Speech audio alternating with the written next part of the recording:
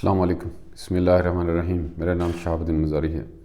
نبی پاک صلی اللہ علیہ وسلم کا حدیث شریف کا مفہوم ہے کہ جب خراسان سے کالے جھنڈے نمودار ہو جائیں تو جا کر ان کے ساتھ مل جاؤ،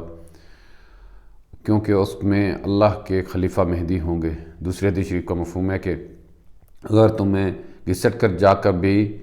یعنی مشکلات کے باوجود بھی جا کر ان سے ملنا پڑے تو جا کے ان سے مل لو۔ تیسری حدیث شریف کا مفہوم ہے کہ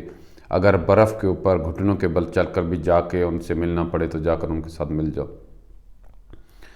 کیوں یہ وہ لشکر ہوگا جو غزوہ ہند کرے گا، یہ وہ لشکر ہوگا جو قسطنطنیہ کو جا کے فتح کرے گا، یہی وہ لشکر ہوگا جو جا کے بیت المقدس کو آزاد کروائے گا، یہی وہ لشکر ہوگا جو حضرت عیسیٰ علیہ السلام کی مدد کرے گا پوری دنیا کے اوپر خلافت قائم کرنے میں، اور یہی وہ لشکر ہوگا جو حضرت امام مہدی کی مدد کرے گا۔ اس لشکر کے امیر کی اللہ کے نبی صلی اللہ علیہ وسلم نے تعریف فرمائی، اس لشکر کی اللہ کے نبی صلی اللہ علیہ وسلم نے تعریف فرمایا کہ کیا وہ بہترین لشکر ہوگا جو قسطنطنیہ کو فتح کرے گا، اور کیا وہ بہترین امیر ہوگا جو جماعت ہے اس کا امیر ہوگا۔ اس میں پہلے میں نے جیسے عرض کیا کہ یہ کوئی مخصوص جماعت نہیں ہوگی یا مخصوص علاقے کے لوگ نہیں ہوں گے، بلکہ اس کے اندر پوری دنیا سے مسلمان آ کے مل رہے ہوں گے، جس میں علماء بھی ہوں گے، جس میں مجاہدین بھی ہوں گے، جس میں دنیاوی شعبوں سے متعلق لوگ بھی ہوں گے۔ ایک خاص طبقہ فکر سے لوگ نہیں ہوں گے، بلکہ ہر طبقہ فکر سے لوگ ہوں گے، جیسے نبی پاک صلی اللہ علیہ وسلم کے دور میں ہوا۔ آپ صلی اللہ علیہ وسلم کے ساتھ بھی جو آ کے صحابہ ملے یہ مختلف طبقہ فکر کے تھے، اس میں بزنس مین بھی تھے، اس میں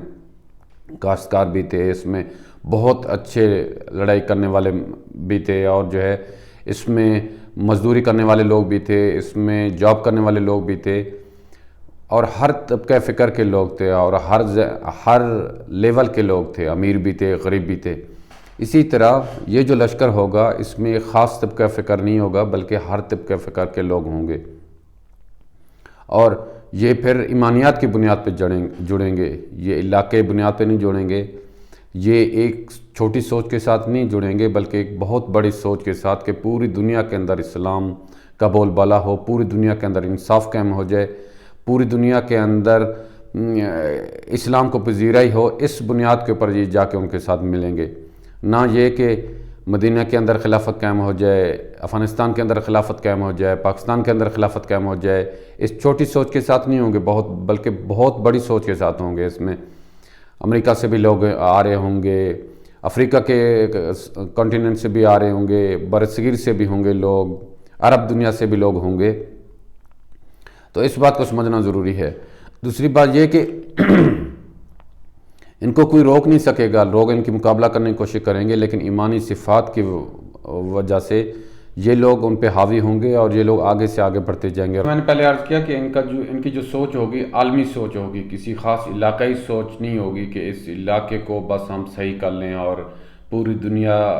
جیسے جانے، بلکہ پوری دنیا کے اندر اسلام کا نفاذ، پوری دنیا سے ظلم کا خاتمہ، پوری دنیا سے جو کفر ہے اس کا خاتمہ، پوری دنیا سے اکنامک ظلم کا خاتمہ، اور جو پوری دنیا کے اندر ظلم ہو رہے ہیں انسانیت کے اوپر ڈھائے جا رہے ہیں اس کا خاتمہ ہوگا، اور یہ چلتے جائیں گے اور بیت المقدس میں اپنے جھنڈے گاڑیں گے۔ ابھی یہ جماعت چلے گی کہاں سے، اس کے بارے میں جیسے کلیئر حدیث کے اندر ہے، خراسان سے یہ جماعت چلے گی، تو دیکھنا یہ پڑے گا کہ نبی پاک صلی اللہ علیہ وسلم کے دور کے اندر خراسان کون سے علاقوں پہ مشتمل تھا۔ لیکن ڈاکٹر اسرار احمد ویل نون پرسنالٹی ہیں پاکستان کی اور اسکالر ہیں، ان کی جو تحقیق ہے وہ یہ کہتے ہیں کہ جو خراسان کا علاقہ اس میں 2/3 آف افغانستان، ایران کے کچھ علاقے، ترکمنستان، تاجکستان جو کہ رشیا سے آزاد ہوئے ہیں اس کے علاقے، پاکستان کے کچھ بیلٹ، یہ وہ علاقے ہیں جو کہ خراسان نبی پاک صلی اللہ علیہ وسلم کے دور میں خراسان کے اوپر مشتمل تھے۔ یہاں سے یہ جماعت چلے گی، اور ایسا نہیں ہے کہ بس یہیں سے جماعت چلے گی، اگر 1,00,000 لوگ ہوں گے تو یہی جا کے ہی سب کچھ کریں گے، بلکہ ایسے ہوگا کہ اس کے ساتھ اور لوگ ملتے جائیں گے، جیسے حدیث میں کلیئر آیا ہوا ہے کہ ہر مسلمان کو اس بات کی تاکید کی گئی ہے کہ آپ نے جا کر اس لشکر کے ساتھ ملنا ہے۔ کیوں؟ اس وقت میں 2 ہی قوتیں ہوں گی، یا اسلام کی قوت ہوگی، یہ جو امام مہدی کا لشکر ہوگا جس میں لوگ ہوں گے، یا پھر کفر کا لشکر ہوگا جو ان کے سامنے آ رہا ہوگا، ان کے ساتھ لڑائی کر رہے ہوں گے۔ اور اس لشکر میں سے بھی جا کر آگے کچھ لوگ منافق لوگ جو ہے علیحدہ ہو جائیں گے، جیسے بعض حدیثوں میں آتا ہے، جب آگے دجال کے لشکر کو دیکھیں گے، کفر کے لشکر کو دیکھیں گے اور دیکھیں گے کہ ان سے ہمارا مقابلہ ہو سکتا ہے نہیں ہو سکتا، اور قربانی ہم دے سکتے نہیں دے سکتے، تو وہ اس سے علیحدہ ہو جائیں گے۔ جیسے کہ نبی پاک صلی اللہ علیہ وسلم کے دور میں بھی ایسے ہی ہوا کہ آپ صلی اللہ علیہ وسلم جہاد کرنے جاتے تو کچھ منافق بیچ میں ساتھ میں چلے جاتے، جب آگے جاتے تو پھر وہ اجازت مانگنے لگ جاتے کہ ہمیں تو اجازت دے دیں، ہمارا یہ مسئلہ ہے، ہمارا یہ مسئلہ ہے، تو وہ چلے جائیں گے۔ لیکن یہ جو جماعت میں سے جو لوگ الگ ہو جائیں گے، حدیث شریف میں آتا ہے کہ اللہ رب العزت ان کے توبہ کو کبھی قبول نہیں کرے گا۔ اور دیکھیں اللہ تو ہر توبہ قبول کرنے والے ہیں، لگتا یہ ہے کہ ان کو توبہ کی توفیق کبھی نہیں ملے گی، یا یہ جا کے کفر کے ساتھ مل جائیں گے۔ تو کیا حکومتی یہی اسا ڈھانچے ہوں گے جو اس وقت میں ہیں؟ کیا یہی نظام ہوں گے، یہی بارڈر سسٹم ہوگا؟ جیسے میں نے بارڈر کے بارے میں پہلے عرض کر دیا کہ یہ ایسے بارڈر سسٹم نہیں ہوگا۔ اور کیا یہی یونائٹڈ نیشن ہوگی، اور کیا ملکوں کا یہی سٹرکچر ہوگا؟ نہیں، بالکل ایسے نہیں ہوگا کہ یونائٹڈ نیشن کے سامنے یہ لوگ جا کے بیٹھیں گے اور کہیں گے کہ جی ہمیں لڑنے کی اجازت دی جائے، بلکہ ایسے نہیں ہوگا۔ یہ سب کچھ جو ہے نا ان کو نہیں روک سکے گا، اور یہ سب کو ختم ہو جائے گا۔ اور کیا ملک کے وزیر اعظم صاحب ان کو اجازت دے رہے ہوں گے کہ آپ جائیں اور لڑائی کریں، اور ملک کی فوج ان کو کہہ رہی ہوگی کہ جائیں آپ لوگ لڑائی کریں؟ بلکہ ایسا نہیں ہوگا، یہ سارا سسٹم کولیپس کر جائے گا، اس کے بعد میں یہ لشکر جائے گا اور بیت المقدس کو فتح کرے گا۔ تو یہ سب کہنے کا مقصد یہ ہے کہ کوئی بھی جماعت اس وقت ہو، جیسے ہم نے دیکھا کہ پہلے بھی اس طرح کی جماعتیں کھڑی کی گئیں، خراسان کا لشکر عراق کے اندر اور سوریا کے اندر اس طرح کے لشکر کو کھڑا کیا گیا، داعش کو بنایا گیا مسلمان بیچاروں کو یوز کر کے، اور ان کی جو بیچاروں کی محدود سوچ ہے اس کو استعمال کر کے وہاں کا لشکر بنایا گیا، اور کہا گیا کہ یہ وہی امام مہدی کا لشکر ہے، اور اس کو استعمال کیا گیا مسلمان کے خلاف میں۔ اور ان کو ہمیں پتہ ہے کہ فنڈنگ کہاں سے ہوتی رہی ہے، جس کو مسلمانوں کے خلاف ابھی بھی استعمال کیا جا رہا ہے۔ تو کوئی بھی اس طرح کی جماعت کھڑی ہو جائے اور کہے کہ بھائی ہم ہی وہی امام مہدی کا لشکر ہیں اور آج جب میرے ساتھ مل جاؤ، تو مسلمانوں کو چاہیے کہ وہ 1000 دفعہ نہیں 1,00,000 دفعہ پہلے سوچیں کہ یہ امام مہدی کا لشکر نہیں ہے، بلکہ امام مہدی کا لشکر جو علاقائی بنیاد پر نہیں ہوگا، جیسے میں نے عرض کیا عالمی سوچ والا ہوگا، اور دوسری بھی ان کی کریکٹرسٹکس بتا دیں، اور احادیث میں بھی اس کا تذکرہ آتا ہے۔ اور یہ اس وقت میں ہی ہوگا جب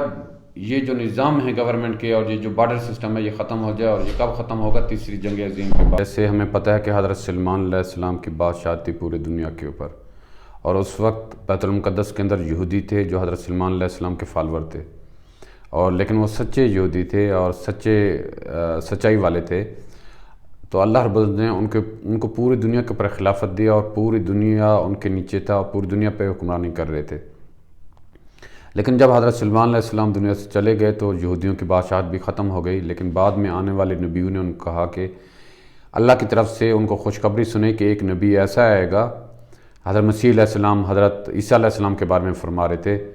کہ وہ تمہیں دوبارہ سے جو تمہاری کھوئی ہوئی بادشاہت ہے اس کو واپس کر کے دے گا۔ تو حضرت عیسیٰ علیہ السلام کے انتظار میں تھے یہودی،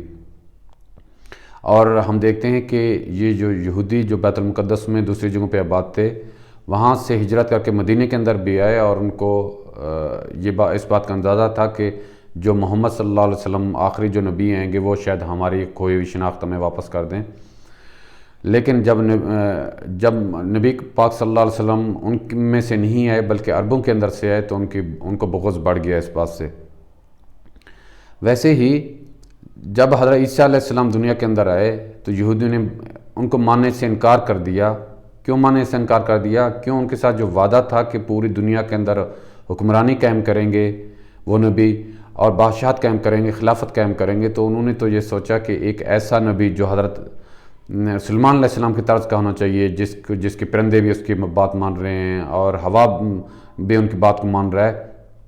اس کی طرز پہ ہونا چاہیے تھا۔ جبکہ حضرت عیسیٰ علیہ السلام مفلسی کی حالت میں اور فقیری کی حالت میں آئے دنیا کے اندر، اور ایسے ہی انہوں نے پوری زندگی گزار دی۔ اس بات کا اندازہ لگا لیں کہ ان کا کوئی مستقل گھر بھی نہیں تھا، اتنی مفلسی تھی حضرت عیسیٰ علیہ السلام کی۔ تو یہودی اس بات سے منحرف ہو گئے کہ یہ وہ نبی نہیں ہو سکتا۔ لیکن ہم دیکھتے ہیں کہ اللہ رب العزت نے ان کو ایک آزمائش میں ڈالا ہوا تھا، اور وہ اس آزمائش میں ناکام ہو گئے۔ اسی طرح مسلمانوں کے اندر بھی یہ غلط فہمی پائی جاتی ہے کہ وہ لوگ جو لڑائی کے بہت زیادہ ماہر ہیں اور جو بہت زیادہ قوت والے ہیں، وہی لوگ جا کر حضرت مہدی علیہ السلام کا لشکر بنیں گے اور حضرت مہدی علیہ السلام کے خلافت کو قائم کریں گے اور حضرت عیسیٰ علیہ السلام کی مدد کریں گے۔ کیوں؟ اس کے لیے ان کو لوگوں سے لڑائی کرنی پڑے گی۔ خلافت ایسے قائم نہیں ہوتی، خلافت کے لیے لڑائیاں بھی کرنی پڑتی ہیں، سچائی کو قائم کرنے کے لیے باطل سے ٹکرانا بھی پڑتا ہے۔ تو مسلمانوں کے اندر بھی یہ غلط فہمی پائی جاتی ہے کہ صرف وہی لوگ ہوں گے جو لڑائی کرنا جانتے ہوں، جو بہت زیادہ بہادر ہیں، جبکہ ایسے نہیں ہے۔ یہ جو لشکر ہوگا یہ ایمانیات کی بنیاد پر بنے گا، یہ نہیں کہ کون بہادر ہے تو وہ لازم اس کا حصہ ہوگا، جو بہادر زیادہ نہیں ہے، زیادہ لڑائی کرنا نہیں جانتا ہے تو وہ اس لشکر کا حصہ نہیں بنے گا۔ یہ مسلمانوں کے پر مسلمانوں کے دلوں کے اندر ایک غلط فہمی پائی جاتی ہے جس کو ہٹانے کی ضرورت ہے۔ اسی وجہ سے ایسے لشکر جو لڑائی میں بڑے ماہر ہیں کہہ دیا جاتا ہے کہ یہی صرف اس کا حصہ ہوں گے، امام مہدی کے لشکر کا حصہ ہوں گے، جیسے طالبان کے بارے میں بھی یہی بات عام طور پر کی جاتی ہے۔ اور جو پہلے یہ بات کی جا رہی تھی جو داعش کو کریٹ کیا گیا اس کے اندر، سوریہ کے اندر اور عراق کے اندر، ان کے بارے میں بھی یہی بات کی جا رہی تھی۔ جیسے میں نے پہلے عرض کیا، یہ جو لشکر بنے گا ایمانیات کی بنیاد پر بنے گا اور پورے دنیا کو سامنے رکھ کر یہ لشکر چل رہا ہوگا، ایک خاص علاقائی اس کی سوچ نہیں ہوگی۔ ہاں، اس کا محور تو جیسے خراسان سے جو لشکر نکلے گا، اس کا محور تو افغانستان کا علاقہ، ایران کا، ترکمنستان کے آگے علاقے اور پاکستان کی وہ شمال مشرقی جو بیلٹ ہوگا وہ ہوگا جو شروع ہوگا، لیکن اس کے ساتھ مختلف لوگ جڑتے جائیں گے اور ایمانیات کی بنیاد پر جڑیں گے یہ لوگ، اور بڑی قربانیاں کر کے، اور ان کے اندر اللہ رب العزت لڑنے والی صفات بھی پیدا کر دیں گے۔ جیسے صحابہ کرام رضی اللہ تعالیٰ عنہم کے اندر ہم دیکھتے ہیں کہ سارے کے سارے صحابہ ایسے نہیں تھے کہ وہ لڑائی میں بہت زیادہ ہی ماہر تھے، لیکن بعد میں انہوں نے یہ مہارت حاصل کر لی اور اللہ رب العزت نے ان کو سکھا دیا، ان کی قربانی کی وجہ سے بھی اور ان کی محنت کی وجہ سے بھی۔ تو یہ جو جماعت ہوگی جڑے گی تو ایمانیات کی بنیاد پر اللہ رب العزت ان کو لڑنا بھی سکھا دیں گے اور یہ سارے ہنر یہ لوگ حاصل کر لیں گے۔ باقی اس میں 100% اللہ رب العزت کی ذات ہی جانتی ہے۔